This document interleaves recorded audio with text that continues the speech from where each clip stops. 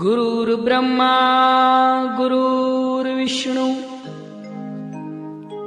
गुरुर्देवो महेश्वर गुरुर्साक्षात् परब्रह्म तस्मै श्री गुरुवे नमः। ध्यानमूलं गुरुर्मूर्ति पूजामूलं गुरुपदम् मन्त्रमूलं गुरुवाक्यम्।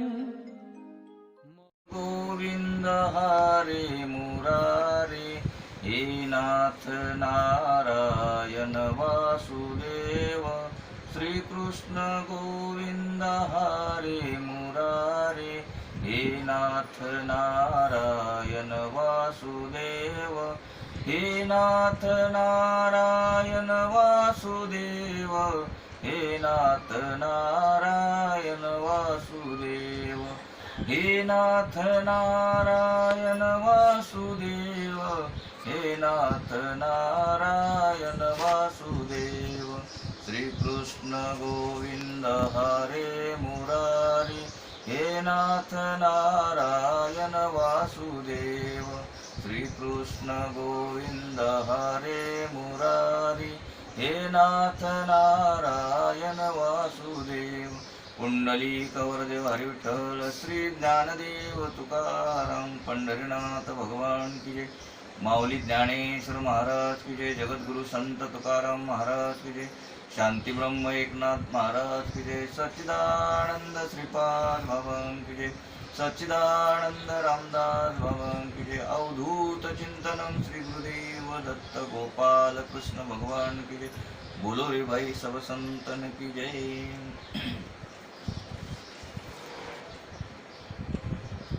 कपिल मुनी आणि माता देवहूती यांचा संवाद चालू आहे। कपिल मुनी म्हणतात, हे माते, हे मन अनादी कालापासून संसारात भटकत आहे। सत्संगाने मन सुधारते। वासनांचा त्याग करण्याने मन चांगले होते। विवेकी पुरुष अंग अथवा आसक्ती यांना बंधन मानतो। विवेकी पुरुष संग अथवा आसक्ती यांना बंधन मानतो, पण तोच संग किंवा तीच आसक्ती जर ती म्हणते, देवा आपण सत्संगाची आज्ञा देता, पण मला तर या जगात कोणी संत दिसत नाही। कपिल भगवान म्हणाले, माते, मग असे समज की तू पापी आहेस। पापी माणसाला संतांचा संग घडला तरी त्याच्या ठिकाणी सद्भावना निर्माण होत नाही। संताला शोधण्यास तू कुठे जाशील? तू स्वतः संत होशील तर तुला संत भेटतील। म्हणजे देव होऊनी देवाशी भजावे, हरी होऊनी हरीशी भजावे। तसं जर आपल्याला संतांची जर ओळख करून घ्यायची असेल तर प्रथम आपल्याला संत व्हावं लागेल। एकनाथ तुकाराम महाराज, नरसिंह मेहता इत्यादी संत गृहस्थाश्रमी होते, ते घरात राहूनच संत झाले। संतांची लक्षणे जीवनात उतरवली तर संत होऊ शकाल। सत्संगाशिवाय सुख मिळत नाही। स्वतः संत झाल्याशिवाय खरा संत मिळणार नाही। जशी दृष्टी तशी सृष्टी। क्रोधामुळे हनुमंताला पांढरी फुले लाल दिसली। एकनाथ महाराज रामायणातील सुंदरकांडाची कथा सांगत होते। या सुंदरकांडात सर्व काही सुंदर आहे। या कांडाचे नाव सुंदरकांड अशासाठी ठेवले आहे की यात श्री हनुमंताला सीतामातेच्या पराभक्तीचे दर्शन घडले। ब्रह्मचर्य व रामनाम यांची जोड असली तर आपण संसार सागर पार करू शकतो। हनुमंतासारखेच अन्य हा भवसागर पार करू शकतात। समुद्र पार करून हनुमंत अशोकवनात आले। एकनाथ महाराज पुराण सांगताना म्हणाले की जेव्हा हनुमंत त्या वाटिकेत आले तेव्हा तेथे पांढरी फुले फुलली होती। हनुमंत जिथे कथा ऐकण्यासाठी आले होते तेथे प्रकट होऊन विरोधार्थ ते म्हणाले, महाराज आपण चुकीचे सांगता आहात। अशोकवनात त्यावेळी लाल फुले फुलली होती, पांढरी नव्हती। मी माझ्या डोळ्यांनी प्रत्यक्ष पाहिली। एकनाथ महाराज म्हणाले, मी माझ्या सीतारामाला स्मरून पुराण सांगत आहे. जसे मला दिसत आहे तसे मी सांगत आहे. शेवटी ते दोघेही आपले भांडण घेऊन प्रभू रामचंद्राकडे गेले. प्रभू रामचंद्र म्हणाले, तुमचे दोघांची बरोबर आहे. क्रोधाने डोळे लाल झाल्यामुळे हनुमंताला ती फुले लाल दिसली, एरवी ती पांढरीच होती. म्हणजे जशी दृष्टी वैशी सृष्टी. आपली जशी दृष्टी असेल तसे आपल्याला जग दिसतं. आता एखाद्याला जर कावीळ झाली असेल तर त्याला जग कसं दिसणार? पिवळं दिसणार. ज्याची जशी दृष्टी असेल तशी त्याला सृष्टी दिसेल. दुर्योधनाला कुणीही सज्जन दिसला नाही. युधिष्ठिराला कुणीही दुर्जन सापडला नाही. त्याला सर्व सज्जनच आढळले. एकदा सभा चालू असताना भगवंतानी युधिष्ठिराला सांगितलं की ह्या सभेमधून एखादा दुर्जन माणूस घेऊन ये. त्यावेळेला धर्मराजा म्हणाले की, म्हणजे युधिष्ठिर ते म्हणाले की एकही दुर्जन नाही, म्हणजे सगळेच सज्जन आहेत. आणि दुर्योधनाला पाठवलं. त्यावेळेला दुर्योधन म्हणला सगळेच दुर्जन आहेत, याच्यात एकही सज्जन नाही.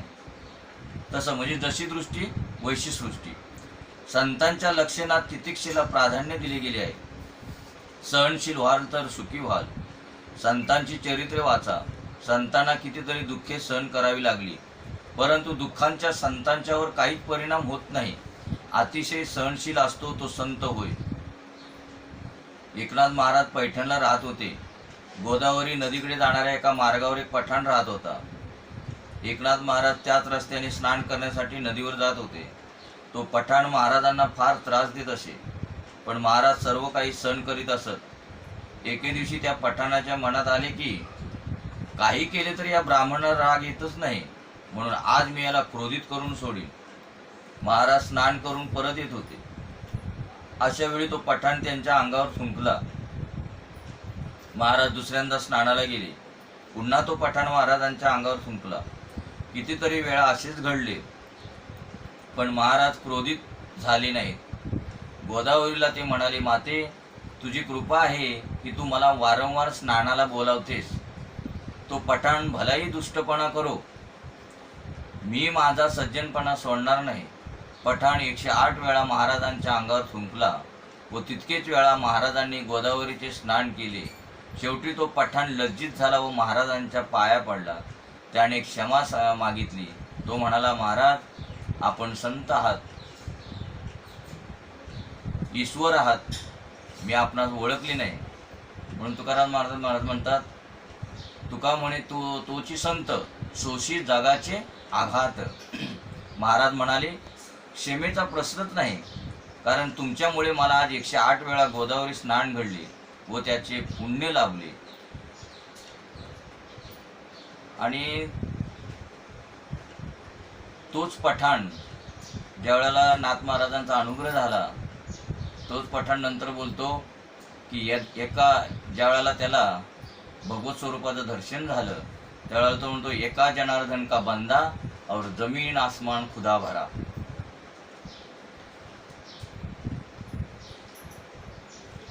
शांती त्याचीच टिकून राहते की जो आतून ईश्वराशी संबंध ठेवतो.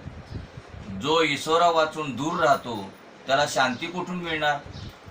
कपिल म्हणतात, माते, जो अति सहनशील असतो तोच खरा संत होऊ शकतो. मोठ्या विपत्तीत जो ईश्वराची कृपा समजतो तोच महावैष्णव समजावा. म्हणजे आपल्याला जेवढी दुःख येतील ना, तेव्हा तेव्हा समजायचं की आत्ता खरी माझ्यावरती भगवंताची कृपा होते. दुष्ट लोक चांगली पाहू शकत नाहीत. दुष्टांनी तुकारामाला गाढवावर बसवले. त्यावेळी त्यांच्या पत्नीला वाईट वाटले. तेव्हा तुकाराम महाराज म्हणाले, माझ्या विठ्ठलाने माझ्यासाठी जो गरुड पाठवला त्याच्यावरच तर मी बसलो होतो. म्हणजे गाढव त्यांना कोण दिसत होतं? गरुड दिसत होते. जगात सर्व काही सहन करीत राहा. जगात अंधार आहे म्हणून प्रकाशाची किंमत आहे. संतांचे पहिले लक्षण तितिक्षा आहे, दुसरे लक्षण आहे करुणा व तिसरे लक्षण आहे सर्व देहधाऱ्यांविषयी सहृदय भाव. आजात शत्रू, शांत सरळ स्वभाव ही संतांची लक्षणे आहेत. शांतीची परीक्षा प्रतिकूलतेत होते. धर्म, अर्थ, धन, संपदा यांच्याशी आपण सतत संपर्क तर ठेवतोच, पण त्याचबरोबर जर परमेश्वराशी संबंध ठेवला तर संपत्तीही मिळेल व शांतीही मिळेल. भागवतकार म्हणतात, या जीवनाच्या गाडीचा सांधा बदलून रुळच बदलावायचे आहेत. ईश्वरासाठी काही ना काहीतरी सोडाच. संत प्रभू प्राप्तीसाठी सर्वस्व सोडतात, त्याग करतात. मत्कृते त्यक्त कर्माणः त्यक्त स्वजन बांधवा. संत परमेश्वरासाठी संपूर्ण कर्मे, नातेवाईक व सगळे सोयरे या सर्वांचा त्याग करतात. संत परमेश्वरासाठी प्रापंचिक विषयांचा बुद्धिपूर्वक त्याग करतात. भगवंत परीक्षा घेऊनच आपला मानतात. भुखे मारून भुके सुवाडूम, तणनी पाडूम चाल, पंची करी छुम न्याल. भाग्यातला मी प्रथम भुकेने व्याकुळ करीन, माझ्यातला मी प्रथम भुकेने व्याकुळ करीन. उपाशी झोपवीन, शरीर क्षीण करून टाकीन, नंतर त्याला मालामाल करीन. भगवंतानी नरसिंह मेहताची कित्येक वेळा परीक्षा घेतली, परंतु हे भगवान, या कलियुगात जर आपण अशी परीक्षा पाहू लागाल तर आपल्या भजनी कोणीही लागणार नाही. भगवंत परायण राहून भगवंताच्या कथांचे श्रवण कीर्तन करीत जावे. भगवंतातच चित्त रमत राहावे, म्हणजे भक्तीचा विकास होतो. भगवंताच्या कथा ऐकल्याने श्रद्धा दृढ होते. त्यानंतर मग भगवंतासंबंधी आसक्ती वाढते. आसक्ती वाढली म्हणजे व्यसनात्मिका भक्ती प्राप्त होते. ज्याची भक्ती व्यसनात्मिका बनते त्याची मुक्ती सुलभ होते. भक्ती जेव्हा व्यसनासारखी उत्कट बनते तेव्हा ती जीवाला देवाजवळ घेऊन जाते. हे माते, तीव्र भक्तीशिवाय मुक्ती मिळत नाही. तीव्र भक्तीचा अर्थ आहे व्यसनात्मिकता भक्ती. तुकारामांनी भक्तीची सुंदर व्याख्या केली आहे. एक क्षणही जो भगवंतापासून विभक्त होत नाही तो भक्त. म्हणजे भक्त, रामदास स्वामी म्हणतात, भक्त म्हणजे विभक्त नव्हे आणि विभक्त म्हणजे भक्त नव्हे. व्यवहाराची सर्व कामे करीत असतानाही जो भगवंतापासून विभक्त होत नाही तोच खरा भक्त. तीव्रेन भक्ती योगेन. देवहूती मातेला तीव्र भक्तीची आज्ञा दिली आहे. तीव्र भक्तीचा अर्थ आहे एकही क्षण परमेश्वरापासून विभक्त न होणे. याप्रमाणे प्रकृतीच्या गुणांपासून उत्पन्न झालेले शब्दादी जे विषय त्यांचा त्याग करून वैराग्ययुक्त ज्ञानाने, योगाने व माझ्यावर असलेल्या भक्तिप्रेमाने मनुष्य याची देही याची डोळा आपल्या अंतरात्म्या समान माझी प्राप्ती करून घेतो. भगवंताची अहेतुकी म्हणजे कुठल्याही हेतू नसताना निष्काम भावना भक्तीपेक्षाही श्रेष्ठ आहे. म्हणजे भगवंताला कुठला भक्त आवडतो? काही न मागे कोणाशी, तोची आवडे देवाशी. कपिल भगवान म्हणतात, माते, हे जग सर्व दृश्यमान आहे, ते सत्य नाही. स्वप्न पाहणाऱ्याला न कापताही आपले डोके कापले गेल्याची भ्रांती होते व तो रडू लागतो. त्याप्रमाणे अविद्येमुळे जीवात्म्याला सर्व प्रपंचाची भ्रांती होते. हिलाच माया म्हणतात. वस्तू नसूनही त्या स्वप्नात दिसतात. स्वप्नात जे दिसतं त्या खऱ्या वस्तू असतात का? नसतात. तसं जे जग आहे ना ते खरं नसतं, पण आपल्याला दिसतं, त्याला माया म्हणतात. त्याचप्रमाणे तात्विक दृष्टीने काही नसतानाही जागृत अवस्थेत माया व अज्ञान यामुळे सर्व काही भासते.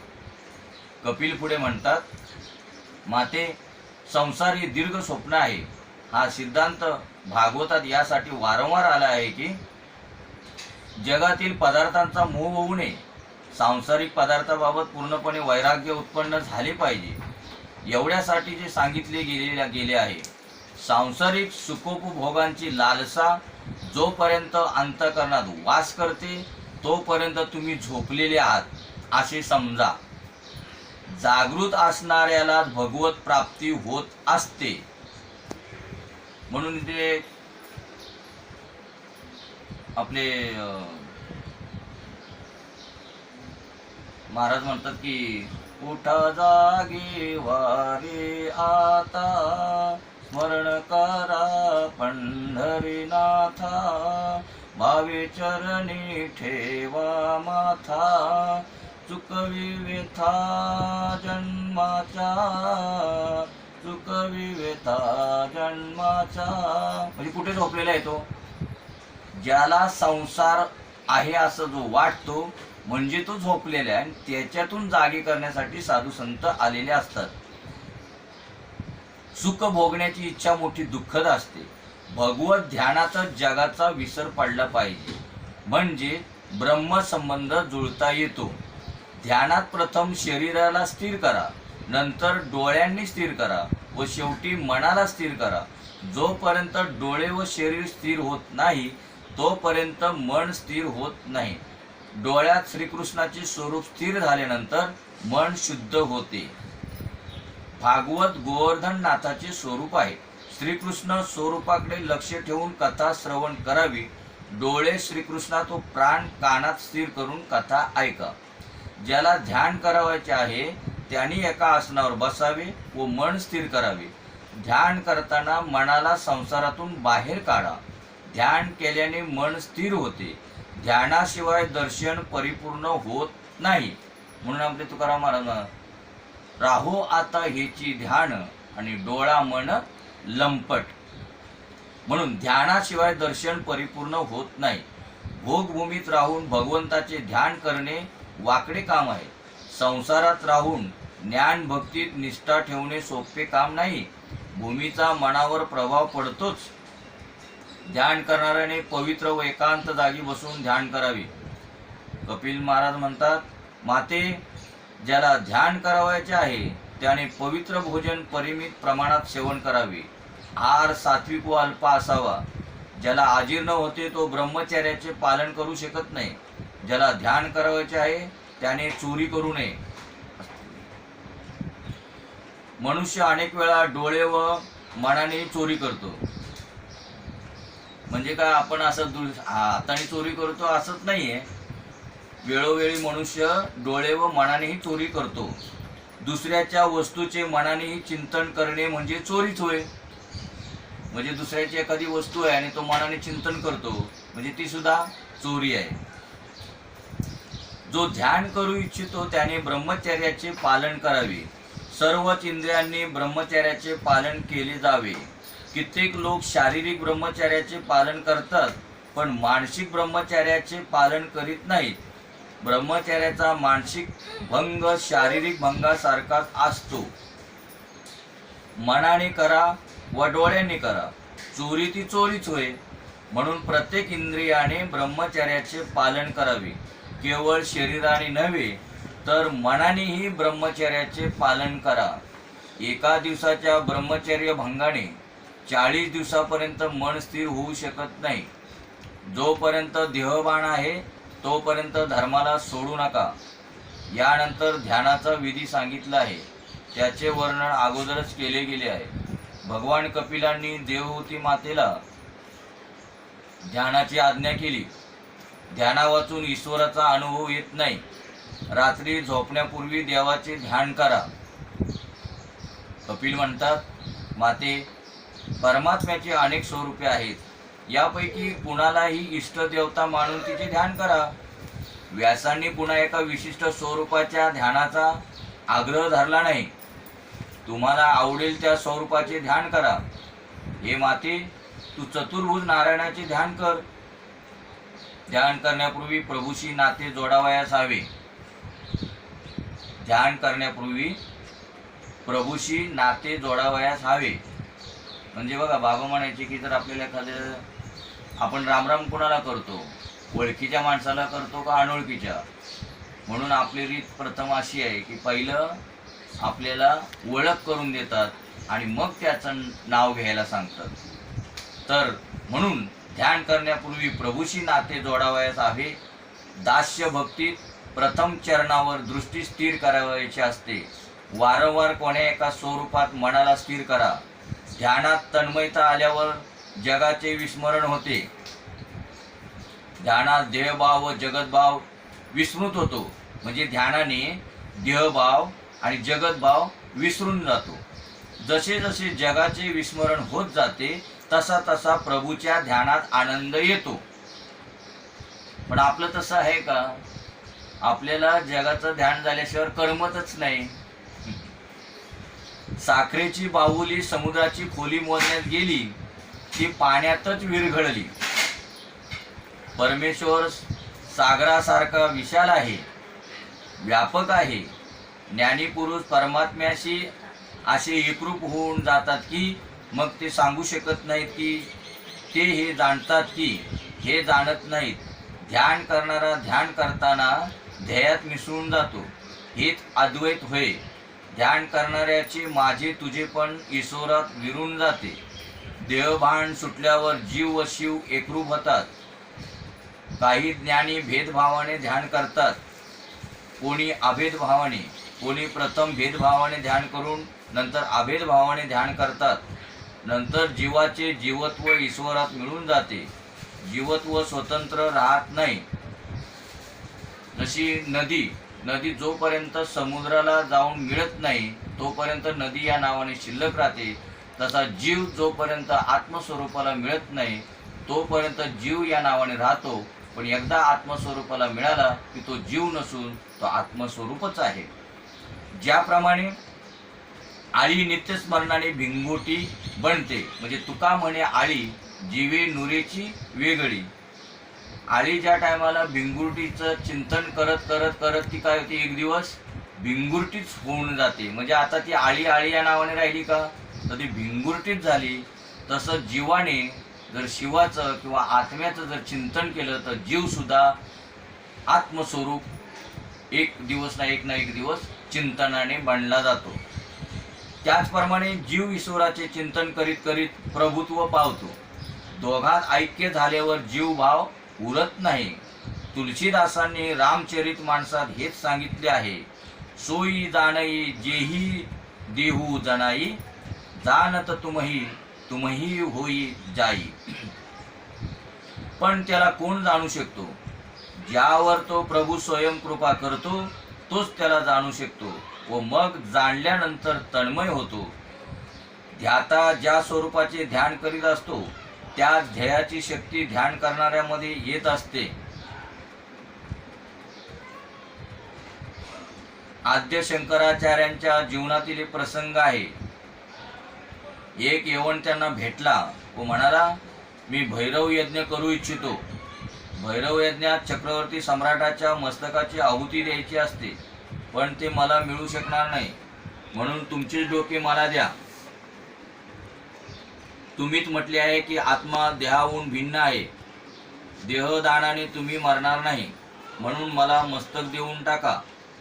शंकराचार्य म्हणाले, माझ्या शरीराच्या मस्तकाने तुझे काम भागत असेल तर घेऊन जा.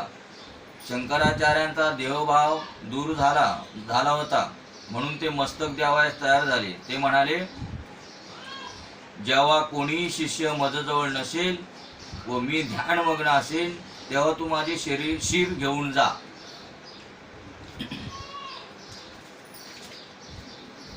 एके दिवशी मठात दुसरे कोणी नव्हते. असे पाहून तो यवन शिर घेण्यात आला. भगवान शंकराचार्यांचा शिष्य पद्मपाद, जो प्रभू नरसिंह उपासक होता, त्याला गंगेवर अनेक वेळा अपशकुन झाले, म्हणून तो धावतच मठात आला. त्याला दिसले की एक यवन तलवारीने गुरुचे मस्तक कापण्याच्या तयारीत आहे. पद्मपादाने क्रोधाविष्ट होऊन त्याला सिंहासारखे चिरून फाडून टाकले. हा प्रसंग आम्हाला दाखवितो की उपासकात उपास्याची शक्ती आरोपित होत असते. भगवान नरसिंहाचे ध्यान पद्मपादाने केल्यामुळे त्याच्या ठिकाणी नरसिंहाचा आवेश अवतरला. सुकाचार्य वर्णन करतात, दारूने मदांध झालेल्या माणसाला देहाची शुद्ध नसते. त्याचप्रमाणे जो ध्यान करणारा देहभान विसरतो तोच देवाच्या मागे लागतो. प्रभू प्रेमात वेडा झालेला सुखी बनतो. म्हणून आमच्या तुकाराम महाराजांना वेडा तुका म्हणायचे. अन्य सर्वजण अंतर्यामी दुःखी असतात. भगवंताशिवाय जेव्हा अन्य काही उरत नाही त्यावेळी द्रष्टाई भगवत स्वरूप होतो. हा अप्रोक्ष साक्षात्कार होय. अशी तन्मयता झाल्यावर भक्ती सुलभ होते.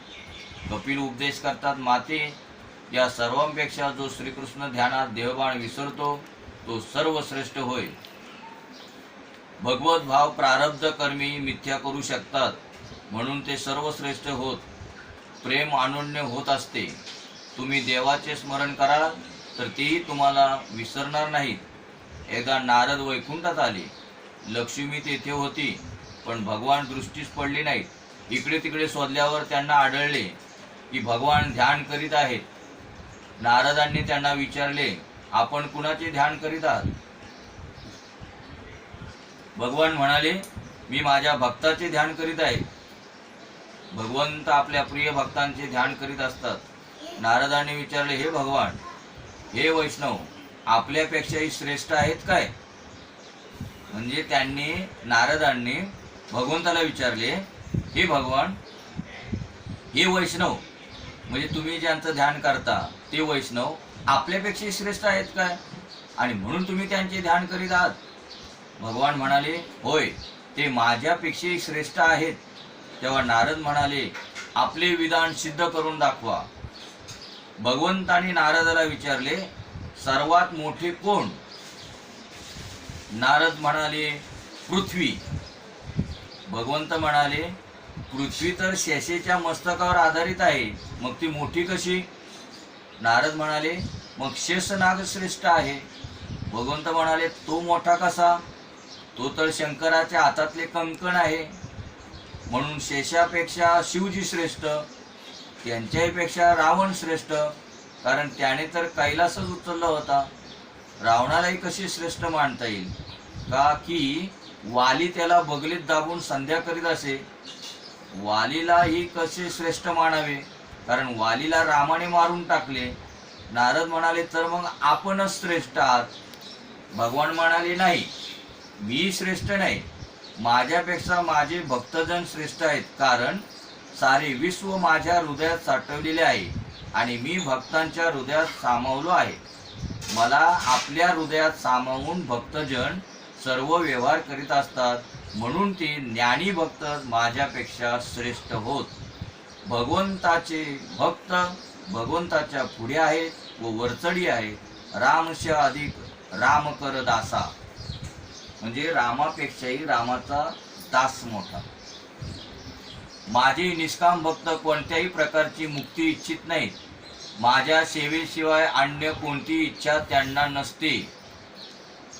सालोक्य शास्त्री सामिप्य सारूपैकत्वमच्युत दीयमानं न गुह्यन्ति विना मत्सेवनं जनाः. माझे निष्काम भक्त माझी सेवा सोडून सालोक्य, शास्त्री सामिप्य, सारूप्य आणि सायुज्य मुक्तीचाही स्वीकार करणार नाहीत. नरसिंह मेहताने गायले आहे, हरिनादन तो मुक्ती न मांगे, मांगे जन्म जन्म अवतार रे. नीत सेवा नीत कीर्तन ओच्छव, नीरखवानंद कुमार रे. धन्य वृंदावन धन्य ये लीला, धन्य ये व्रजना वासिमी रे. अष्टमहासिद्धी अंगणी उभी, मुक्तीचे येमणी दासी रे. भूतल भक्ती पदार्थ मोटुम, ब्रह्मलोकमानाही रे. अर्थात हरिभक्त वैष्णव मुक्तीची इच्छा करीत नाहीत, ते तर अवताराची इच्छा करतात.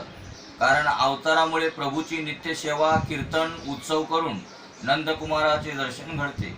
वृंदावन धन्य आहे, लीला धन्य आहे आणि ते व्रजवासी धन्य होत, की ज्यांच्या अंगणात अष्टमहासिद्धी उभ्या आहेत आणि मुक्ती ज्यांची दासी आहे. ब्रह्मलोकाती जो प्राप्त होऊ शकत नाही असा सर्वश्रेष्ठ पदार्थ भक्ती केवळ पृथ्वीवरच मिळू शकतो. माझे भक्तजन माझ्या प्रेमरूपी अप्राकृत स्वरूपाला प्राप्त करून घेतात. देहग्रहादीमध्ये आसक्त पुरुष अधोगतीला जातात. कपिल महामुनी म्हणतात, माते आणखी काय सांगू? ईश्वरा वाचून वेगळा झालेला जीव केव्हाही सुखी होऊ शकत नाही. म्हातारपणी तरी शरीर जर्जर होते, मन पण व बुद्धी तरुण असतात. म्हातारपणी तरी शरीर जर्जर होते, पण मन व बुद्धी तरुण असतात.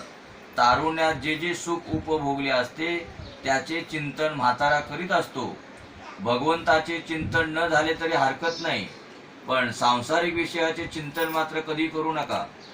म्हातारपणी दुःखे सहन करावी लागतात. कुणीही म्हाताऱ्याची सेवा करीत नसतो. जर तुम्ही आपल्या माता पित्याची सेवा कराल तर तुमची मुले बाळे तुमची सेवा करतील. माता पिता, गुरु, अतिथी, सूर्य हे चार या जगात प्रत्यक्ष देव आहेत, त्यांची सेवा करा. म्हातारपण दुःखमय असले तरी ममता सुटत नाही. दुसऱ्यांना सुखी कराल तर सुखी व्हाल. म्हातारपणी शरीर दुर्बल झाले तरी सत्संग व भजनाने मन आणि जीभ तरुण होतात. म्हातारपणी ही जीभ फार त्रास देते. पचनशक्ती ठीक नसताना वारंवार खाण्याची इच्छा होते. शरीर उभे आहे तोपर्यंत डाव आपल्या हातात आहे. अशा स्थितीतच जर भगवंताला प्राप्त करून घेतले तर बेडा पार होऊ शकेल. म्हातारा खाटेवर पडला आहे, शौचालय खाटेवरच करावे लागते. काही पापी लोकांना याच लोकात नरक यातना भोगाव्या लागतात. मरणाच्या 6 महिने अगोदर स्वप्नात यमदूतांचे दर्शन होते. अति पापेला वृद्धावस्थेत यमदूत दृष्टीस पडतो. ज्यांच्याकरिता पाण्यासारखा पैसा ओतला ते लोक त्या आसन्न मरण म्हाताऱ्याची, कधी मरतो हा म्हातारा, अशा आतुरतेने वाट पाहत असतात. मरता मरता हा म्हातारा आपल्याला काही देईल या आशेने सभोवतीचे आप्त त्याची सेवा करीत असतात. सर्व स्वार्थी नातेवाईक येऊन पोचलेले असतात. भागवतात नातेवाईकांना कोल्हे कुत्रे म्हटले आहे. मुलीही मोठ्या लालची असतात. वडिलांच्या आजाराची बातमी ऐकून धावत येतात व म्हणतात, पिताजी मी तुमची मणी आली आहे, ओळखली नाही का? पण ही मणीबेन म्हाताऱ्याला काही साथ देऊ शिकली नाही. तो म्हातारा रडत आहे. त्याला हे समजले आहे की स्त्री किंवा संतान कुणी आपल्याबरोबर येणार नाहीत. मला एकट्याला जावे लागणार आहे. तरी पण विवेक केला जात नाही. यमदूत या जीवात्म्याला देहातून बाहेर ओढून काढतात. अंतकाळी 2 यमदूत येतात. पुण्यपुरुष व पाप पुरुष दोन्ही यमदूत जीवात्म्याला मारतात.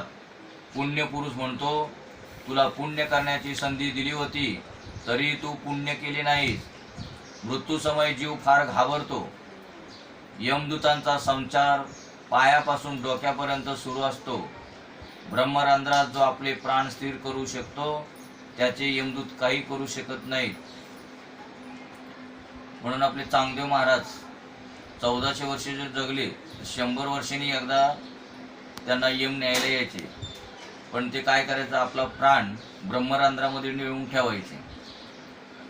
त्यामुळे त्यांना यम काय हात लावत नसायचे. मृत्यूनंतर पूर्वजन्माचे काही आठवत नसते. स्थूल शरीरात व सूक्ष्म शरीरात राहणाऱ्या वासना म्हणजे कारण शरीर. म्हणजे आपलं शरीर 4 प्रकारचे असतात. देह जो आहे तो 4 प्रकारचा, स्थूल देह, सूक्ष्म देह, कारण देह आणि महाकारण देह. इथे सांगितलंय स्थूल शरीरात व सूक्ष्म शरीरात राहणाऱ्या वासना म्हणजे कारण शरीर. कारण शरीरामध्ये त्यांच्यासोबतच यमपुरी नेतात.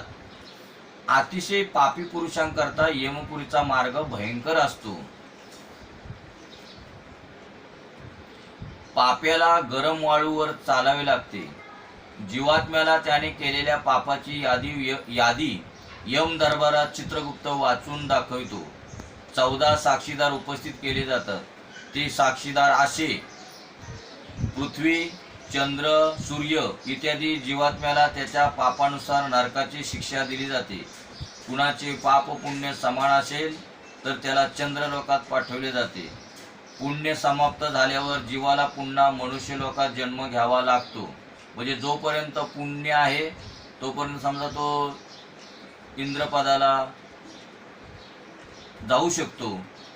पण ज्या वेळेला त्याचं पुण्य संपतं तेव्हा त्याला पुन्हा मनुष्य लोकामध्ये यावं लागतं. म्हणून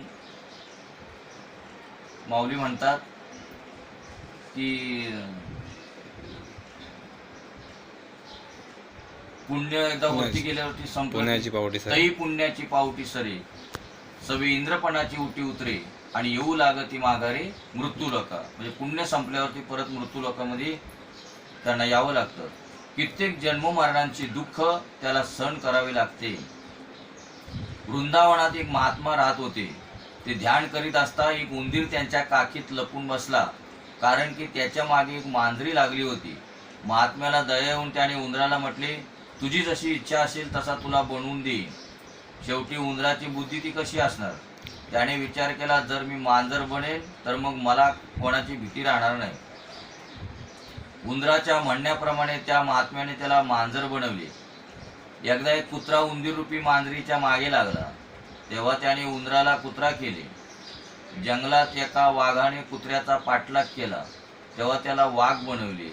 आता त्याची बुद्धी भ्रष्ट झाली. त्याची हिंसक वृत्ती जागृत झाली. त्याने विचार केला, या महात्म्यालाच खाऊन टाकावे, नाहीतर पूर्वीसारखा आम्हाला उंदीर न बनवो. आता तो त्या महात्म्याला खाण्यासाठी आला.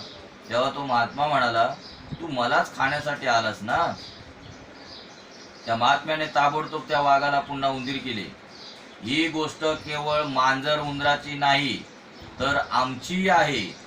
जीव कधी उंदीर होता, कधी मांजर होता व आता मानव झाला व म्हणू लागला की मी देवाला मानत नाही, मला धर्म नको. तेव्हा ईश्वरी म्हणतो, आता तू कुठे जाशील, मी तुला पुन्हा उंदीर करीन. या मनुष्य जन्मात तर जीवाने भगवंताला ओळखण्याचा किंवा प्राप्त करून घेण्याचा प्रयत्न केला नाही तर त्याला पशुच बनावे लागेल. पशु पक्ष्यांच्या योनीत अनेक प्रकारचे कष्ट सहन केल्यानंतर जीव मनुष्य योनीत जन्म घेतो. गर्भाधानाच्या दिवशी जीव पाण्याच्या थेंबासारखा सूक्ष्म असतो. 10 दिवसानंतर तो फळासारखा मोठा होतो. 1 महिन्यानंतर त्याला शिर उत्पन्न होते. 2 महिन्यानंतर हात पाय, 3 महिन्यानंतर केस नखे, 4 महिन्यानंतर सप्तधातू, 5 महिन्यानंतर त्याला ताण भूक याचे ज्ञान होते. 6 महिन्यानंतर तो मातेच्या पोटात फिरू लागतो. असा क्रम आहे. अनेक जंतू उत्पन्न होणाऱ्या मलमूत्रांनी भरलेल्या गर्भात जीवाला राहावे लागते. जंतू चावतात तेव्हा तो मूर्छितपणा होतो. आईने खाल्लेल्या तिखट, कडू, आंबट, गरम पदार्थामुळे जीवाला वेदना होतात. याप्रमाणे तो गर्भात सुद्धा अनेक प्रकारचे कष्ट भोगतो. पिंजऱ्यात बंद असलेल्या पक्ष्यासारखा तो काही करू शकत नाही. 7व्या महिन्यात जीवात्म्याला पूर्वजन्माचे ज्ञान होते. तो गर्भातच देवाची स्तुती करतो. म्हणतो म्हणजे तो जो जीव म्हणजे पोटात जो गर्भ असतो त्याला 7व्या महिन्यामध्ये पूर्वजन्माचे ज्ञान होते. तो गर्भातच देवाची स्तुती करतो. म्हणतो, नाथ मला बाहेर काढा. गर्भवास व नरकवास समानच आहेत. मला बाहेर काढाल तर मी आपली सेवा करीन, भक्ती करीन.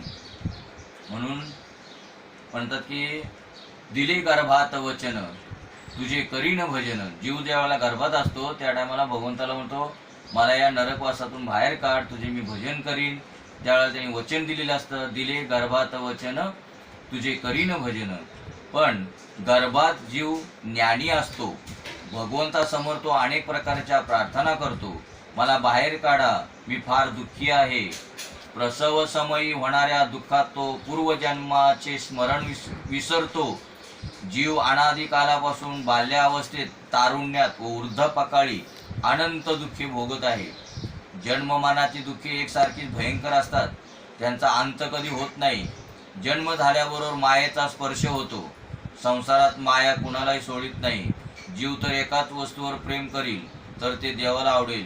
पण जीव बाल्यावस्थेत आईवर प्रेम करतो. नंतर थोडा मोठा झाल्यावर खेळण्यावर प्रेम करतो. नंतर पुढे पुस्तकावर प्रेम करतो.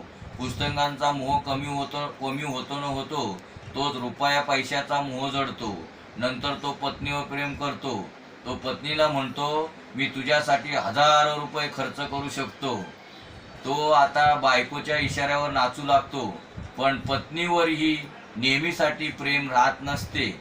2-4 मुले झाली की तो व्याकुळ होतो. अपत्य झाल्यावर पत्नीवरचे प्रेम कमी होते. प्रभूची माया मोठी विचित्र आहे. विवाहिताला पश्चाताप होतो व अविवाहिताला सुद्धा होतो. म्हणजे विवाहित जो आहे त्याला पश्चाताप होतो आणि जो अविवाहित म्हणजे ज्याचं लग्न झालेलं नाही त्याला सुद्धा पश्चाताप होतो. अनेक जन्मात हा जीव याप्रमाणे भटकत आला आहे. म्हणून भगवान कपिल म्हणतात, माते आताही तुला किती भटकायचे आहे. आपल्या मनाला सांसारिक विषयांपासून मागे खेचून भगवंतात स्थिर कर. परमेश्वराच्या चरणांचा आश्रय घेऊन जन्म मरणाच्या चक्रापासून जो मुक्त होतो त्याचे जीवन सफल झाले असे समजावे. आईला उपदेश करून कपिल महामुनी तेथून जाऊ लागले. जाण्यासाठी आईची परवानगी मागितली. भगवान कपिल कलकत्त्याजवळ असलेल्या संगम तीर्थावर आले. समुद्राने कपिल नारायणाचे स्वागत केले.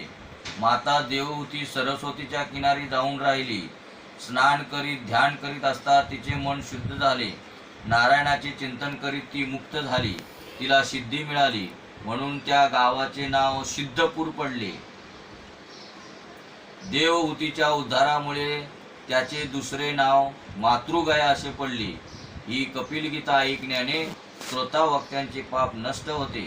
अनेक प्रकारची कर्मे, यज्ञ, दान, तप, वेदाध्ययन, वेदविचार, मन इंद्रियांचा संयम, कर्मत्याग, अनेक प्रकारांचा योगाभ्यास, भक्तियोग, प्रवृत्ती मार्ग व निवृत्ती मार्ग, सकाम आणि निष्काम धर्म, आत्मतत्वाचे ज्ञान तसेच वैराग्य या सर्वच साधनांनी सगुण निर्गुण रूप परमात्म्याची प्राप्ती होते. या सर्व मार्गांनी प्राप्ती करावयाचे तत्व तर एकच आहे, ते म्हणजे परमात्मा. मी फक्त आपलाच आहे, अन्य कुणाचाही नाही, असं भक्तांना वारंवार वाटलं पाहिजे. तेव्हाच तो सुटू शकतो.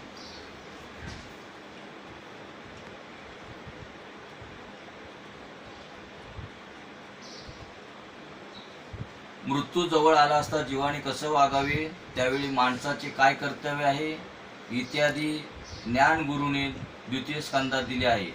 पात्रतेच्या अभावी ज्ञान टिकत नाही. सुपात्रतेच्या अभावी ज्ञान शोभा देत नाही. धन आणि ज्ञान सुपात्रतेच्या शिवाय शोभत नाही. जोपर्यंत ज्ञान क्रियात्मक होत नसते तोपर्यंत ते अज्ञान समजले जाते. म्हणजे जे ज्ञान आपण घेतलेले आहे ते ज्ञान आपल्या व्यवहारात उतरलं पाहिजे. म्हणून आपण प्रत्येक वेळेला ऐकत असतो की परिवर्तन म्हणजे ज्ञान आहे. आपण ज्या वेळेला साधूकडून ज्या टायमाला ते ज्ञान घेतो, ते नाम घेतो, तर त्या ज्ञानाने त्या नामाने आपल्यावर तर परिवर्तन घडलं पाहिजे. म्हणून जोपर्यंत ज्ञान क्रियात्मक होत नसते, म्हणजे ते ज्ञान दिलेलं आहे ते जोपर्यंत क्रियात्मक होत नसते तोपर्यंत ते अज्ञानच समजले जाते. पुष्कळ ज्ञान मिळवण्यापेक्षा जेवढे ज्ञान मिळवले आहे तेवढे जीवनात उतरवण्यासाठी प्रयत्न केला पाहिजे. ज्ञान जे आहे ते ज्ञान म्हणून नुसतं ज्ञान होत नाही, तर ते आपण जीवनामध्ये उतरवलं पाहिजे, तसा वागण्याचा प्रयत्न केला पाहिजे. त्याला ज्ञान म्हटलेलं आहे. ज्ञान जोपर्यंत क्रियात्मक होत नाही तोपर्यंत त्याला काही किंमत नसते.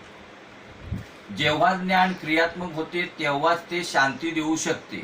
ज्ञानाला फक्त शब्दरूपच देऊ नका. प्रत्येकाला असं वाटतं की मला आता ज्ञान मिळालं, मला नाम मिळालं, माझं काम झालं, तर तसं नसतं. म्हणून म्हटलंय की ज्ञानाला फक्त शब्दरूपच देऊ नका. आपल्याला वाटतं एकदा शब्द मिळाले संपला विषय, तर तसं नाही. त्याला क्रियात्मक बनवा. त्या ज्ञानाला क्रियात्मक बनवा. ज्ञानाच्या गोष्टी बोलणे सोपे आहे पण तसे वागणे कठीण आहे. मग क्रियात्मक बनवा म्हणजे काय, तसं वागण्याचा आपण प्रयत्न केला पाहिजे, त्याला क्रियात्मक म्हणले.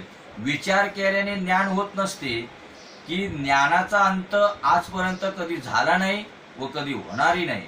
परंतु ज्ञान जेव्हा क्रियात्मक होते तेव्हा शांती मिळत असते. गुरुने दिलेले ज्ञान जीवनात व क्रियेत कसे उतरवावे हे तिसऱ्या स्कंदात सांगितले. ज्ञान व क्रिया यांचे मधुर मिलन कसे करावे याची युक्ती तिसऱ्या स्कंदात सांगितली आहे. कपिल म्हणजे जितेंद्रिय असेल तोच ज्ञान पचवू शकतो.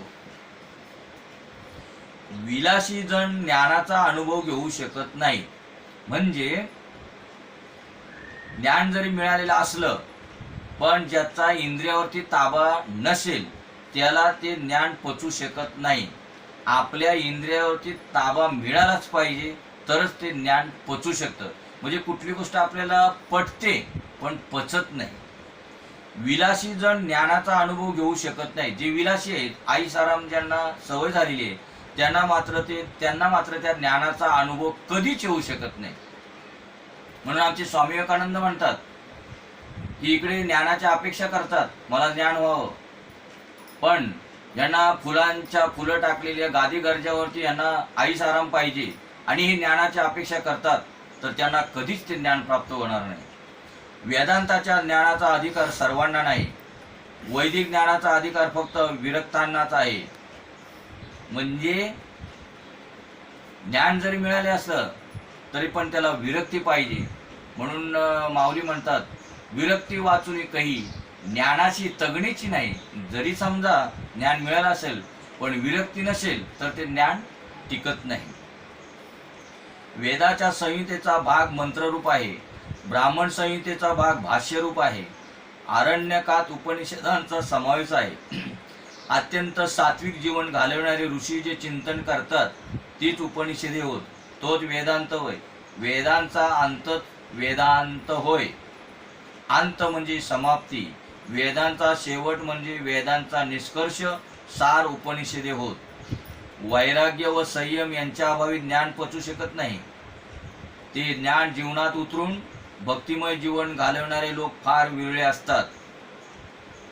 म्हणजे ते ज्ञान जीवनात उतरून भक्तिमय जीवन म्हणजे प्रेममय जीवन घालवणारे लोक फार विरळे असतात. ज्ञान प्राप्त करायचे असेल तर सरस्वतीच्या काठी राहावे लागेल, कर्दम व्हावे लागेल. आपण कर्दम व्हाल तर आपली बुद्धी देवहूती बनेल. म्हणजे आपण जितेंद्रिय व्हाल तर आपली बुद्धी निष्काम होईल, ज्ञान सिद्ध होईल. ज्ञान सिद्ध झाल्यावर पुरुषार्थ सिद्ध होईल. म्हणून या 4थ्या स्कंदात 4 पुरुषार्थांची कथा सांगितली आहे. तृतीय स्कंदात सर्गलीला आहे तर 4थ्या स्कंदात विसर्गलीला आहे. पुरुषार्थ 4 आहेत, धर्म, अर्थ, काम आणि मोक्ष. म्हणून 4थ्या स्कंदात 4 प्रकरणे आहेत, धर्म, अर्थ, काम आणि मोक्ष. धर्म प्रकरणात 7 अध्याय आहेत. 7 प्रकारची शुद्धी झाली म्हणजे धर्माची सिद्धी होत असते. ज्याची 7 प्रकारची शुद्धी होत असते त्याचा धर्म सिद्ध होतो. 7 प्रकारच्या शुद्धी आहेत, देशशुद्धी, कालशुद्धी, मंत्रशुद्धी, देहशुद्धी, विचारशुद्धी, इंद्रियशुद्धी आणि द्रव्यशुद्धी. अर्थ प्रकरणात 5 अध्याय आहेत. त्यात हे सांगितले आहे की अर्थप्राप्तीची 5 साधने आहेत, ती येणेप्रमाणे: माता पित्यांचे आशीर्वाद, गुरुकृपा, उद्यम, प्रारब्ध, प्रभुकृपा. यात 5 प्रकारच्या साधनाने ध्रुवाला अर्थप्राप्ती झाली होती. काम प्रकरणात 11 अध्याय आहेत. हे अध्याय हे दाखवितात की काम 11 इंद्रियात वसलेला आहे. 5 ज्ञानेंद्रिय, 5 कर्मेंद्रिय व 11वे मन या 11 ठिकाणी काम राहत असतो. रावणाची 10 मस्तके होती, म्हणजेच रावण रूपी काम इंद्रियात भरलेला आहे. जो सर्वांना आनंद देतो तो राम व जो सर्वांना रडवितो तो रावण. काम सर्व जीवांना त्रस्त करून सोडतो. म्हणजे रावण अर्थात काम, तो सर्व जीवांना त्रस्त करून सोडतो. काम मनातून निघून जात नाही, हाच विघ्नरूप आहे. डोळ्यांच्या द्वारा काम मनात शिरतो. म्हणून डोळ्यात काम रावणाला येऊ देऊ नका.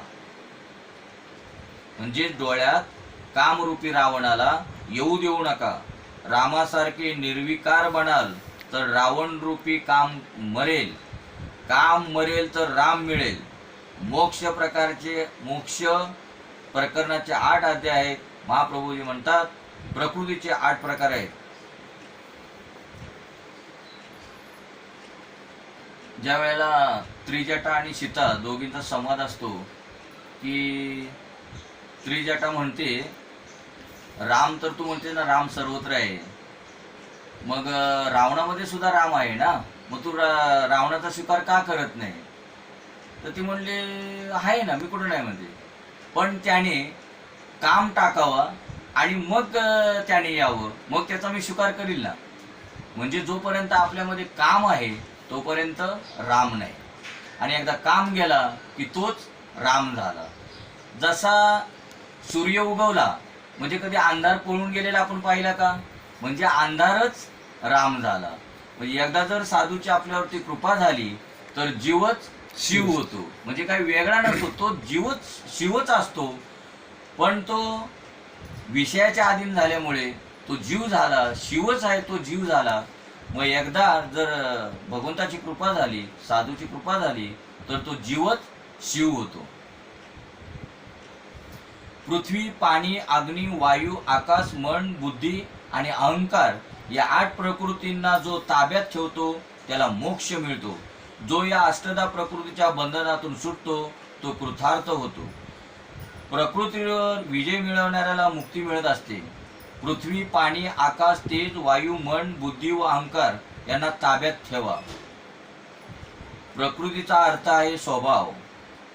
अनेक जन्मांचे संस्कार मनात साचलेले असतात. मोठमोठे ऋषी प्रकृतीला म्हणजे स्वभावाला ताब्यात ठेवू शकले नाहीत. आता जिथं प्रकृती शब्द येईल तेव्हा आपण समजायचं काय स्वभाव, म्हणून ते बंधनात पडले. अष्टधा प्रकृतीवर विजय मिळवणाऱ्याला मुक्ती मिळत असते. प्रकृतीच्या ताब्यात राहणारा तो जीव व प्रकृतीला ताब्यात ठेवणारा तो ईश्वर. श्रवण कीर्तनादी नवविधा भक्ती ज्याची सिद्ध होते तो ईश्वराचा होतो. तुम्ही भगवंतासारखे बनला नाहीत तर हरकत नाही, पण भगवंताचे तर होऊन राहणार. अर्थ, काम, मिळे, धर्मे 4 पुरुषार्थात प्रथम धर्म आहे व शेवटी मोक्ष आहे. मध्यात अर्थ आणि काम आहेत. हा क्रम लावण्याची रहस्य आहे. धर्म व मोक्ष यांच्यामध्ये अर्थ व काम ठेवले आहेत. हा क्रम हे दाखवतो की धर्म व मोक्षाला अनुसरून अर्थ, काम यांना प्राप्त करावयाचे आहे. म्हणजे तुमच्यामध्ये जर आपल्यामध्ये धर्म नसेल तर काम आणि अर्थ याचा काही उपयोग नाही. आणि जर धर्म असेल तर काम आणि अर्थ यांना दोघांना मध्ये ठेवलेले आहे. कसं, पहिला धर्म आणि मध्ये अर्थ आणि काम आणि शेवटी काय आहे मोक्ष. म्हणजे धर्म मोक्ष हे पुरुषार्थ मुख्य आहेत. धर्म आणि मोक्ष हे पुरुषार्थ मुख्य आहेत आणि अर्थ व काम हे पुरुषार्थ गौण आहेत. धर्माला विरोध करणारा कोणताही पुरुषार्थ सिद्ध होत नसतो. धर्माचे नेहमी स्मरण ठेवा. सर्वप्रथम पुरुषार्थ धर्म होय. धर्माला अनुसरूनच अर्थ व काम यांची प्राप्ती करायची आहे. पैसा मुख्य नाही, धर्मच मुख्य आहे. मानवी जीवनात प्रथमच धर्मच प्रधान आहे. धनाने सुख मिळत नाही. सुख मिळते ते चांगल्या संस्कारांनी, संयमाने आणि सदाचाराने. प्रभुभक्तीने आणि त्यागाने सुख मिळते. धर्मापेक्षा धन केव्हाही श्रेष्ठ नाही. धर्म इहलोकात व परलोकातही सुख देऊ शकतो. मृत्यूनंतर धन सोबत येत नाही तर धर्म सोबत येत असतो. म्हणून धनापेक्षा धर्म श्रेष्ठ आहे. जेव्हापासून लोक धनाला महत्त्व देऊ लागले तेव्हापासून जीवन बिघडले. श्रीमद आद्य शंकराचार्यांनी एके ठिकाणी अर्थाला अनर्थ म्हटले आहे. अर्थमनर्थम भावै नित्यम. जेव्हा माणूस धर्माला धनापेक्षा जास्त किंमत देत असतो तेव्हा त्याचे जीवन सुधारू लागते. अर्थाला धर्मानुकूल ठेवा. जो अर्थ धर्मानुकूल नसतो तो अनर्थ होय. देशाला संपत्तीची जेवढी जरुरी आहे त्यापेक्षा चांगल्या संस्काराची अधिक आवश्यकता आहे. तुम्ही आपल्या जीवनात धर्माला प्रथम स्थान द्या. जीवनात जेव्हा काम, सुख व अर्थ गौण असतो तेव्हा जीवनात दिव्यता येत असते. दिव्यता म्हणजे देवत्व. धर्माची गती सूक्ष्म असते. धर्म ही अनेकदा अधर्म बनत असतो. सद्भावने वाचून केलेला धर्म सफल होत नाही. सत म्हणजे ईश्वर, सर्वांभूती सद्भाव. माणसाचे शत्रू बाहेर नाहीत तर ते मनाच्या आतच आहेत. मनातील शत्रूंना माराल तर जगात तुम्हाला कुणीही शत्रू राहणार नाही. धार्मिक कृत्य सद्भाव वाचून सफल होत नसते. जगातील कुणाही जीवाबद्दल कुभाव ठेवाल तो जीवही तुमच्याविषयी कुभाव ठेवील. म्हणजे तुम्ही समोरच्या जीवाबद्दल जर कुभाव ठेवला तर तोही आपल्याबद्दल कुभाव ठेवील. सर्वच ठिकाणी क्षत्रज्ञ रूपाने परमात्मा वास करीत असतो. म्हणून कुणाबद्दलही कुभाव ठेवाल तर ते ईश्वराबद्दल वाईट भावना ठेवल्यासारखे होईल. म्हणजे आपण दुसऱ्याबद्दल जर दुसऱ्या व्यक्तीबद्दल जर कुभाव ठेवला म्हणजे वाईट भाव ठेवला तर तो त्याच्याबद्दल कुभाव नसून हा ईश्वराबद्दल आपण कुभाव ठेवतो. आणि हे नेमकं आपल्या लक्षात येत नाही म्हणून आपण दुसऱ्याची निंदा करतो, दुसऱ्याची नालस्ती करतो, पण त्याची करत नसताना आपलीच करत असतो. कारण भगवंत हा काय सर्वांभूतीराम, सर्व घटाघटामध्ये भगवंत आहे. मग सर्व घटाघटामध्ये जर देव आहे, सर्व माणसामध्ये देव आहे, मग माणसाची जर आपण निंदा केली, माणसाबद्दल जर वाईट भाव ठेवला तर तो कुणाबद्दल ठेवल्यासारखा होतो? आपल्याबद्दल म्हणजेच भगवंताबद्दलच ठेवल्यासारखा होतो. शास्त्रात जर इथपर्यंत सांगितले आहे की कुणी जीवाबद्दलच काय पण कुणा जड पदार्थाबद्दल सुद्धा कुभाव ठेवू नका. म्हटले आहे की सहृदय सर्व भूतानाम, असे नाही तर सहृदय सर्व जीवानाम, सर्व जड पदार्थांवर देखील प्रेम करायचे आहे. सर्वांबद्दल सद्भाव ठेवा म्हणजे जड पदार्थातही देव पहा. जे म्हणून माऊली म्हणतात जे जे भेटे भूत ते ते मानी जे भगवंत, हाच भक्तियोग निश्चित जाण माझा. म्हणजे जे जे भेटल, दगड भेटला तरी सुद्धा जड पदार्थ. माणसात जेव्हा स्वार्थ बुद्धी जागते तेव्हा तो दुसऱ्याचा नाश करण्यास सिद्ध होतो. म्हणजे बघा आपल्या साधू संतांचे विचारच बरोबर आहेत. त्यांनी जरी पाषाणमूर्ती आपल्याला पूजायला का सांगितली म्हणजे याचा अर्थ ते पाषाणामध्ये सुद्धा देव पाहतात म्हणून आपल्याला पाषाणमूर्ती पूजा करायला सांगितली. पहा काय त्यांचे विचार असतील. माणसात जेव्हा स्वार्थबुद्धी जागते तेव्हा तो दुसऱ्याचा नाश करण्यास सिद्ध होतो. तुम्ही जर दुसऱ्याबद्दल कुभाव ठेवाल तर दुसरेही तुमच्याबद्दल कुभाव बाळगतील. एका देशात तेथील राजा व एक नगरशेठ हे दोघे मित्र होते. दोघेही सत्संग करीत होते. दोघांचेही एकमेकावर खूप प्रेम होते. कोणाचे? एक राजा आणि त्या नगरातला शेठ. दोघेही कोण होते? दोघेही मित्र होते आणि दोघेही सत्संग संगतीनेच करत असत. दोघांचेही एकमेकावर खूप प्रेम होते.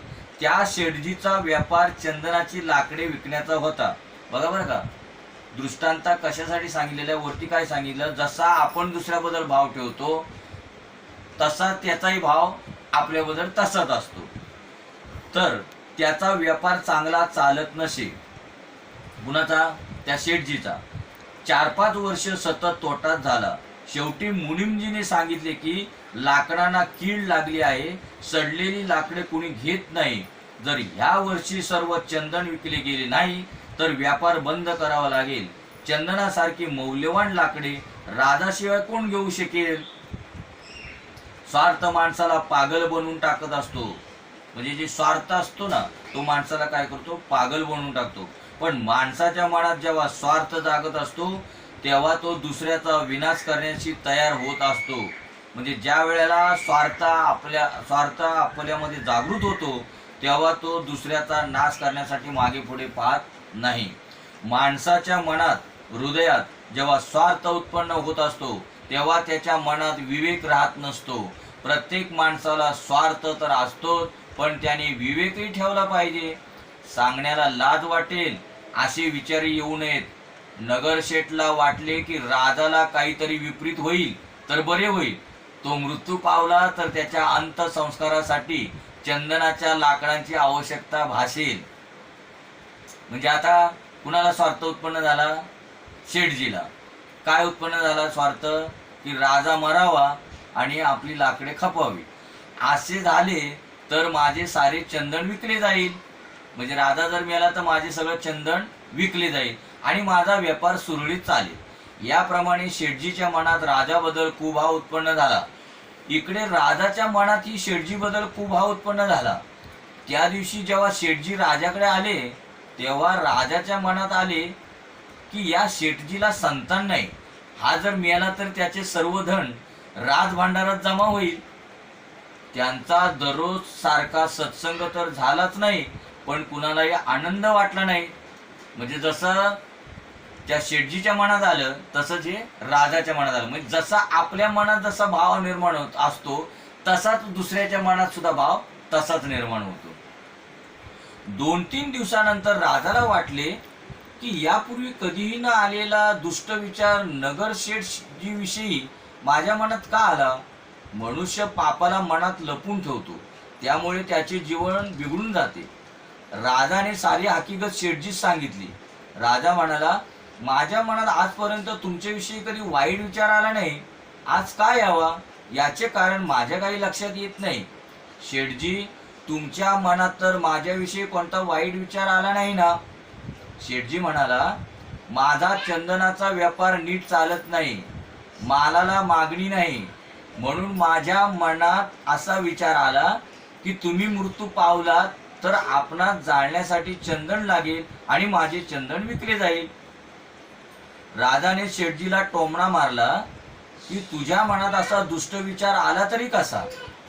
स्वतःला वैष्णव म्हणतोस, पण असा विचार तुझ्या मनात का आला नाही की राजाने आपल्या महालाचे दरवाजे चंदनाचे बनवावे आणि त्यासाठी राजाने आपले चंदन विकत घ्यावे?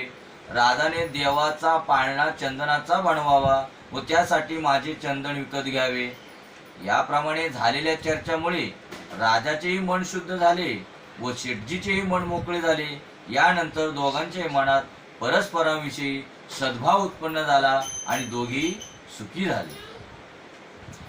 भावशुद्धी सर्वात मोठे तप आहे. जगात कुणाही जीवाविषयी कुभाव वैर बाळगू नका. म्हणून महाराज म्हणतात, कोणाही जीवाचा न घडो मत्सर, वर्म सर्वेश्वर पूजनाचे. शुद्ध भावना विरहित केलेले सत्कृत्य देखील काम देत नाही, त्यामुळे कित्येक वेळा धर्म देखील अधर्म बनतो. सत्कर्मात शुद्ध हेतू नसेल तर ते सत्कर्म देखील पाप बनते. म्हणजे आपण सत्कर्म करायला जातो, पण त्याच्यातील दोन प्रकार पडतात. जर हेतू शुद्ध नसेल तर जरी तुम्ही सत्कर्म केलेले असेल तरी त्याला सत्कर्म म्हणता येणार नाही. म्हणून सत्कर्म करताना हेतू शुद्ध असला पाहिजे. दक्ष प्रजापतीने शंकराविषयी आपल्या मनात कुभाव बाळगला होता, म्हणून त्याचा धर्म अधर्म झाला, त्याचा यज्ञ त्यालाच मारक झाला. प्रत्येक माणसाविषयी सद्भाव ठेवल्याने कार्य सफल होत असते. सर्वांचे कल्याण हो, हेच सत्य आणि सत्कर्म होय. सत्यम भूतम हितम प्रोक्तम. अनेकात एकत्वाचे दर्शन करणे सर्वात उत्तम होय. म्हणजे अनेक जरी असले तरी एकत्वानेच दर्शन घडलं पाहिजे. एखाद्या स्त्रीमध्ये लक्ष्मीची भावना निर्माण केली तर स्त्रीच्या अंतर्यामी वास करणारा ईश्वर त्याला आशीर्वाद देईल. या उलट एखादा कामी पुरुष एखाद्या स्त्रीकडे काम भावनेने पाहिल तर त्याला त्या स्त्रीच्या अंतर्यामी वास करणारा ईश्वर त्याला शाप देईल. सर्वांचे ठाई ईश्वर भाव ठेवा. जर तुम्ही दुसऱ्यांकडे ईश्वर भावाने पाहाल तर दुसरेही तुमच्याकडे ईश्वर भावाने पाहतील. कित्येक वेळा धर्मही अधर्म बनत असतो. त्याचे कारण असे की धर्म करणारा सर्वांच्या ठाई समभाव ठेवीत नाही. सर्वांच्या ठाई समभाव ठेवाल तर सुखी व्हाल. सद्भाव म्हणजे ईश्वर भाव. सर्वांमध्ये जो ईश्वर भाव ठेवतो तो सुखी होतो, त्याचा धर्मही सफल होतो. कुणाही जीवाविषयी वाईट भावना ठेवणाऱ्याचा धर्म सफल होत नाही. महाभारतात आपण पाहतो की श्रीकृष्ण सुद्धा कित्येक वेळा अधर्म करतो, पण त्याच्या मनात सर्वांविषयी सद्भाव असल्यामुळे त्याचा अधर्मही धर्म म्हणूनच ओळखला गेला. सर्वांठाई सद्भाव ठेवून केलेला अधर्मही धर्म बनत असतो. महाभारतात कर्ण पर्वात व द्रोण पर्वात याविषयींचे दृष्टांत मिळतात. कर्ण पर्वात सांगितले आहे की ज्यावेळी कर्ण आपल्या रथाचे चाक जमिनीतून काढत होता आणि तो निशस्त्र होता, त्याच वेळी भगवंताने अर्जुनाला सांगितले की या कर्णाला तू मार. कर्ण म्हणतो, युद्धशास्त्राचा नियम असा आहे की जेव्हा शत्रू निशस्त्र असतो तेव्हा त्याच्यावर प्रहार करू नये, म्हणून अर्जुनाने माझ्यावर शस्त्र चालवू नये. तेव्हा श्रीकृष्ण कर्णाला म्हणाला, कर्णा, तू आजपर्यंत धर्माचे किती पालन केले आहेस? तू स्वतः तर धर्माचे पालन केले नाहीस आणि इतरांना मात्र धर्मपालनाचा उपदेश करतोस. भर सभेत द्रौपदीचे वस्त्रहरण केले होते तेव्हा कुठे गेला होता? राधासुता तुझा धर्म. द्रोण पर्वात अशी कथा आहे की द्रोणाचार्य पांडव सेनेचा सार करीत होते. श्रीकृष्णाने असा विचार केला की जर हा म्हातारा मेला नाही तर अनर्थ होईल. इतक्यात अश्वत्थामा नावाचा एक हत्ती मेला. श्रीकृष्णाने विचार केला की जर द्रोणाचार्यांच्या कानावर गेली की तुमचा मुलगा अश्वत्थामा मेला तर पुत्र शोकाने ते युद्ध बंद करतील असा विचार करून श्रीकृष्णाने घोषणा केली की अश्वत्थामा मारला गेला. द्रोणाचार्याला वाटले की मुलगा तर मारला गेला, आता युद्ध कशाला करू. पण जर युधिष्ठिर धर्मराज सांगेल की अश्वत्थामा मेला तर मी खरे मानेन. म्हणजे त्यांचा भरोसा युधिष्ठिरावर होता. युधिष्ठिरला भगवान श्रीकृष्ण म्हणतात, धर्मा म्हण अश्वत्थामा मेला. धर्म सांगतो मी राज्यासाठी खोटे कसे बोलू. भगवान म्हणतात, धर्मा दुर्योधन पापी आहे, तो मरेल तर सुखी होईल आणि जिवंत राहील तर अधिक पाप करून दुःखी होईल. ज्याने सर्वांचे कल्याण होते ते सत्य होय. म्हणजे तसंच बघायला गेलं तर भगवंताने काही वाईट विचार नाही केला. तो जर मरेल ना तरच सुखी होईल आणि जिवंत राहिला तर तो अधिक पाप करून अधिक सुखी होईल. ज्याने सर्वांचे कल्याण होते ते सत्य होय. द्रोणाचार्य ब्राह्मण असूनही अधर्मी दुर्योधनाला सहाय्य करीत आहेत, ते पाप करीत आहेत. द्रोणाचार्य जर युद्ध सोडून देतील तर त्यांच्या हातून अधिक अधर्म होणार नाही. म्हणून म्हणतो म्हण अश्वत्थामा हता. खोटे बोलण्याचे पाप लागू नये म्हणून त्यानंतर युधिष्ठिर म्हणाला, नरो वा कुंजरो वा. परंतु हे शेवटचे शब्द कुणाला ऐकू जाऊ नयेत म्हणून कृष्णाने जोराने शंखनाद केला. दक्ष प्रजापतीचा यज्ञरूप धर्म शंकराविषयी दुष्टभाव मनात ठेवल्यामुळे अधर्म बनून त्याला मारक ठरला. दुसऱ्या बाजूने श्रीकृष्णाचा असत्य भाषणरूप अधर्मही सर्वांच्या कल्याणासाठी केला गेला असल्याने धर्मरूप ठरला. सत्कर्म करताना भाव शुद्ध ठेवा, हृदय पवित्र ठेवा. शुद्ध भाव ठेवणे म्हणजे मोठे तप आहे. म्हणूनच सर्वेशाम अविरोधन ब्रह्मकर्म समारभेत हा मंत्र म्हणून प्रत्येक सत्कर्माचा आरंभ केला जातो. सर्वांविषयी सद्भाव ठेवा, सर्वांना सद्भावाने पहा. म्हणून सर्वांभूती पाहे एक वासुदेव, पुसून या ठाव अहंतेचा. सर्वांना सद्भावाने पहा. सद्भाव वाचून केलेले सत्कर्म सफल होत नाही. भगवान मनूचे वंशज मैत्रेय म्हणतात, भगवान मनूला 3 मुली झाल्या. एक आकृती, दुसरी देवहूती आणि तिसरी प्रसूती. देवहूतीचे लग्न कर्दमाशी झाले होते, त्यांना 9 मुली झाल्या. त्या 9 मुलींचे विवाह 9 ब्रह्मर्षीशी झाले. प्रसूतीचे लग्न दक्ष प्रजापतीशी झाले. ही सर्व कथा सांगून झाली आहे. आता या कर्दमांच्या कन्यांच्या वंशाचे वर्णन करतो. मरीची व कला यांना कश्यप व पौर्णिमा या नावाचे 2 पुत्र झाले. आत्री आणि अनुसया यांपासून दत्तात्रय, दुर्वास व चंद्रमा या नावाची 3 मुली झाली. ही अनुक्रमे विष्णू, शंकर व ब्रह्मा यांच्या अंशापासून झाले होते. विदुराने विचारले, या सर्व श्रेष्ठ देवांनी आत्री ऋषींच्या घरी काय करण्याचे हेतूने अवतार घेतले होते ती कथा सांगा. ती कथा आपण उद्या पाहू. पुंडलिक वरदेव हरी विठ्ठल श्री ज्ञानदेव तुकाराम पंढरीनाथ भगवान की जय. माऊली ज्ञानेश्वर महाराज की जय. जगद्गुरु संत तुकाराम महाराज की जय. शांती ब्रह्म एकनाथ महाराज की जय. सच्चिदानंद श्रीपाद भगवान की जय. सच्चिदानंद रामदास भगवान की जय. अवधूत चिंतनम श्री गुरुदेव दत्त गोपाल कृष्ण भगवान की जय. बोलो रे भाई सब संतन